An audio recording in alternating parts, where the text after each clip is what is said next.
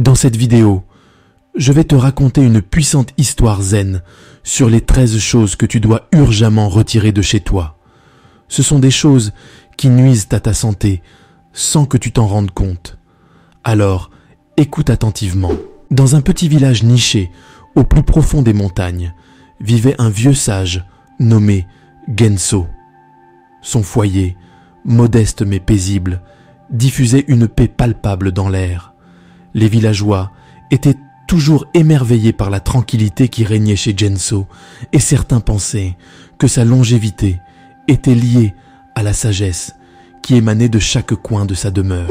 Une ancienne légende bouddhiste, transmise dans ce village, parlait des 13 choses qui ne devraient pas être présentes dans une maison si l'on cherche la vraie paix et le bien-être. L'histoire affirmait que chaque objet possédait des énergies pouvant affecter l'harmonie de l'âme, et ceux qui défiaient ces enseignements le faisaient à leur propre risque. Genso, étant un fervent adepte des enseignements bouddhistes, vivait selon ces principes. Chaque coin de sa maison baignait dans la sérénité et l'équilibre, mais son savoir allait au-delà de la simple superstition. Il avait étudié les textes anciens et comprenait la connexion entre l'esprit et l'environnement physique. Au fond du village vivait une jeune famille, les Yamada. Bien qu'ils fussent respectés pour leur diligence dans le travail agricole, leur maison regorgeait d'éléments défiant les enseignements ancestraux. Ils n'étaient pas conscients du danger qui se cachait dans l'ombre de leur propre foyer. Parmi les objets que Genso avertissait de ne pas garder chez soi, le miroir brisé était en tête de liste.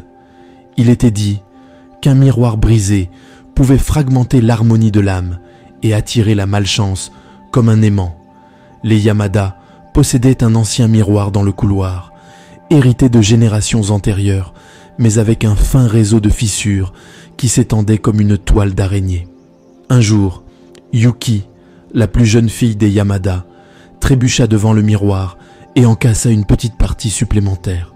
Elle tenta rapidement de le cacher, mais l'énergie perturbatrice s'était déjà déchaînée.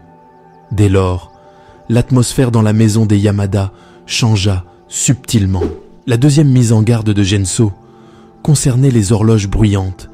Il disait que le rappel constant du temps pouvait perturber la paix intérieure. Les Yamada possédaient un vieux coucou dans le salon, dont les carillons résonnaient d'un ton persistant à chaque heure. Bien qu'au début, ils aient ignoré l'avertissement, ils remarquèrent que la discorde commençait à s'insinuer dans leur vie quotidienne. Le troisième élément interdit était la présence de cactus à l'intérieur de la maison. Genso expliquait que l'énergie acérée des cactus pouvait affecter négativement l'harmonie du foyer. Cependant, les Yamada possédaient une collection de cactus sur le rebord de leurs fenêtres, pensant que leur présence apporterait une touche exotique à leur maison. Avec le temps, à mesure que les cactus grandissaient, la tension au sein de la famille augmentait. De petites disputes se transformaient en discussions plus intenses, et la paix, qui fleurissait autrefois chez eux, s'évanouissait comme des pétales emportés par le vent. La quatrième mise en garde de Genso concernait les statues d'animaux dans la maison, particulièrement celles aux yeux pénétrants. Il affirmait que les yeux des statues pouvaient absorber la vitalité du foyer. Les Yamada possédaient une paire de statues de hibou à l'entrée, dont les yeux semblaient suivre quiconque entrait. Avec le temps, les membres de la famille commencèrent à se sentir constamment observés, ce qui générait une gêne palpable. Les rires, qui remplissaient autrefois les couloirs, devenaient rares, remplacés par des regards prudents et des murmures inquiets. Genso mettait également en garde contre le danger d'avoir des miroirs face au lit, car ils pouvaient attirer des énergies indésirables pendant la nuit. Les Yamada avaient un grand miroir face à leur lit conjugal, sans se rendre compte du risque qu'ils couraient. Au fil des nuits, les rêves des Yamada devenaient troublants et leurs nuits de repos étaient interrompues par des cauchemars. La qualité de leur sommeil diminuait progressivement, affectant leur bien-être général. Une autre mise en garde cruciale de Genso concernait l'accumulation excessive d'objets dans la maison. Il disait qu'un excès de possession matérielle pouvait créer un fardeau pour l'esprit. Les Yamada, cependant, étaient amateurs d'antiquités et remplissèrent leur maison de souvenirs du passé. Avec le temps, la maison devenait oppressante et la sensation d'espace et de liberté s'estompait. Les membres de la famille se sentaient piégés parmi les couches de souvenirs et de possessions accumulées au fil des ans. La 8e mise en garde de Genso concernait les images violentes ou perturbantes sur les murs. Il disait que de telles images pouvaient laisser une impression durable sur l'esprit des habitants. Les Yamada, cependant, possédaient un portrait ancien d'un affrontement de samouraïs qui ornait leur salon. Au fil des jours, en observant la scène, les membres de la famille commencèrent à remarquer une augmentation de l'agressivité dans leur propre comportement. Les disputes devenaient plus fréquentes et la paix qui régnait autrefois chez eux semblait avoir complètement disparu. La 9e mise en garde était contre l'usage excessif de lumière vive dans la maison, car elle pouvait perturber l'équilibre naturel de l'énergie. Les Yamada, sans le savoir, illuminaient chaque coin de leur maison avec des lumières vives et fluorescentes. Au fur et à mesure que les lumières inondèrent leur espace de vie, l'atmosphère tranquille qui caractérisait autrefois leur maison devenait de plus en plus artificielle. La 10e mise en garde de Genso concernait la présence de sources d'eau tumultueuses à l'intérieur de la maison.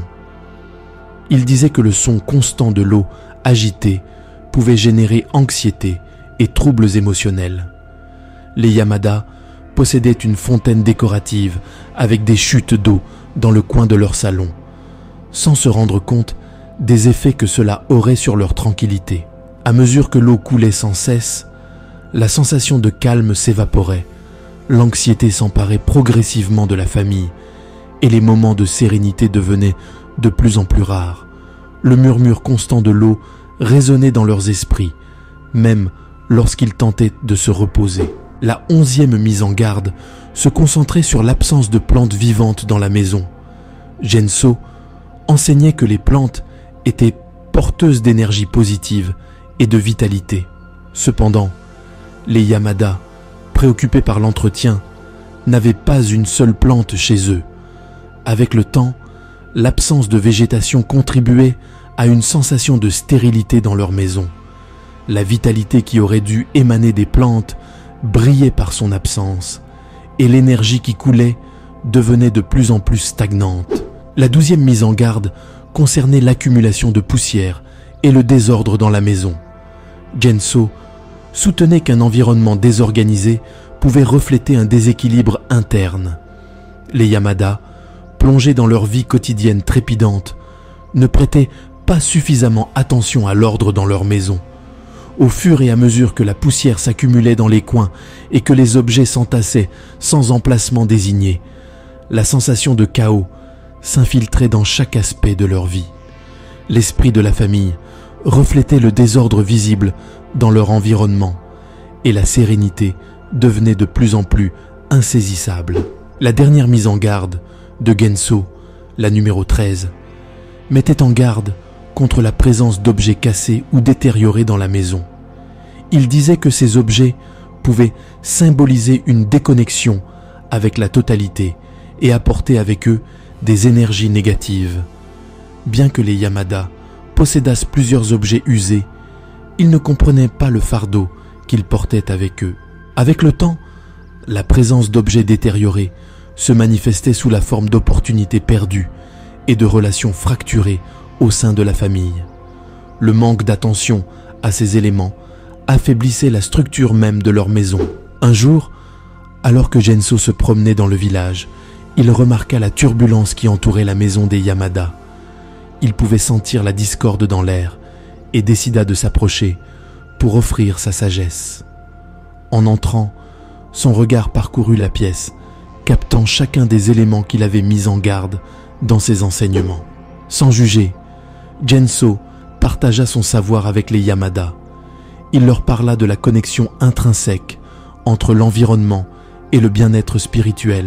Les membres de la famille initialement sceptiques, commencèrent à comprendre les subtiles influences que ces objets avaient sur leur vie.